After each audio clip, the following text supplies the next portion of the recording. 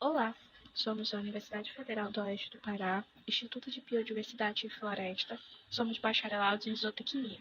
Nós temos como tema micro-organismos do rumo. A equipe é composta por Andréia Nascimento, Aline Ferreira, Antônio Maia, Everton Andrade, Laura Nogueira, Vivian Oliveira, William Pereira e Ana Amaral e quem vos fala, Ana Amaral. Este seminário está sob avaliação e orientação do professor e doutor Gustavo Claudiano. Como é de conhecimento de todos, os animais denominados ruminantes apresentam o estômago dividido em 4 compartimentos, sendo eles retículo, omaso, abomaso e rumen. Este último é o maior deles e o primeiro estágio da digestão. Para compreender a função desse compartimento, precisamos acompanhar as etapas que o alimento segue até ser digerido. Primeiro, o animal faz a apreensão dos alimentos, os quais contêm celulose, amido, pectina e outros elementos que os ruminantes não conseguem digerir diretamente, porque não possuem as enzimas necessárias, sendo brevemente mastigados. O alimento passa então da boca para o rumen, onde os micro-organismos transformam essas moléculas complexas em outras mais simples, ácidos graxos de baixo peso molecular, dióxido de carbono e metano, por exemplo. Uma vez que essas moléculas foram decompostas em outras que o intestino do animal pode absorver, o alimento segue para o retículo, retorna à boca, onde é novamente engolido e digerido. Por fim, o alimento semi-digerido passa para o omaso e o abomaso, que atua como estômago principal, pois é onde ocorre o processo de digestão química.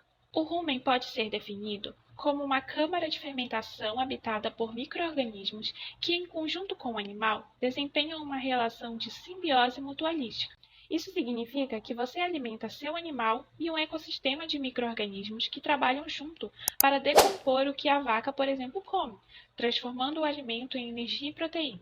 Mas quem são esses inquilinos tão importantíssimos? São eles, protozoários, bactérias e fungos. Os protozoários são o maior dos 3 tipos de micro-organismos do rumen, quase visíveis a olho nu. Aproximadamente 10 milhões de protozoários povoam apenas 1 mililitro do líquido ruminal. Eles digerem bactérias, glândulos de amidos e fibra. Já as bactérias são 100 vezes menores que os protozoários. No mesmo mililitro de líquido ruminal, quase 100 bilhões de bactérias trabalham duro para digerir açúcares, amido, fibras e proteínas.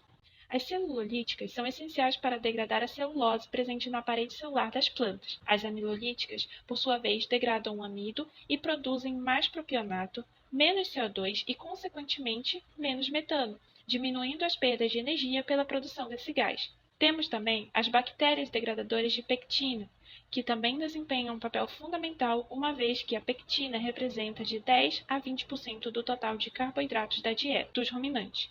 E, por fim, as bactérias láticas, que metabolizam o acúmulo e o controle do ácido lático, de modo que ajudam a manter o pH ruminal na faixa adequada. Mas não podemos esquecer dos fungos, que produzem poderosas enzimas celulolíticas essenciais para quebrar as fibras do capim e do feno, tornando a forragem mais facilmente digerível. No entanto, os fungos são influentes na entrega de nutrientes ao rebanho. Essas comunidades microbianas apresentam funções em comum. São elas produzir enzimas com funções essenciais para quebrar carboidratos da celulose, amido e açúcares, bem como compostos nitrogenados e lipídios.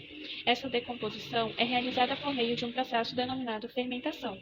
O processo de fermentação é essencial para a obtenção de energia na forma de ATP, adenosina trifosfato, para o crescimento dos próprios micro-organismos e para a produção das moléculas essenciais para o animal, como a glicose. Dessa forma, o sistema digestivo desses animais obtém uma fonte de energia sem ter que recorrer a elementos externos, como vitamina B ou os aminoácidos essenciais, pois são os próprios micro-organismos que o produzem em seu interior. Para que haja esses organismos, é preciso criar um ambiente favorável para eles.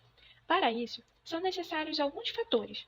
O pH, que oscila entre 5,5 e 7, o fator anaeróbico também é essencial, isso é, um ambiente com ausência de oxigênio que permite o crescimento de organismos que desempenham funções como, por exemplo, da oxidação das moléculas de glicose. A umidade também é relevante, sendo em média 85 a 90%, ou seja, bastante úmido.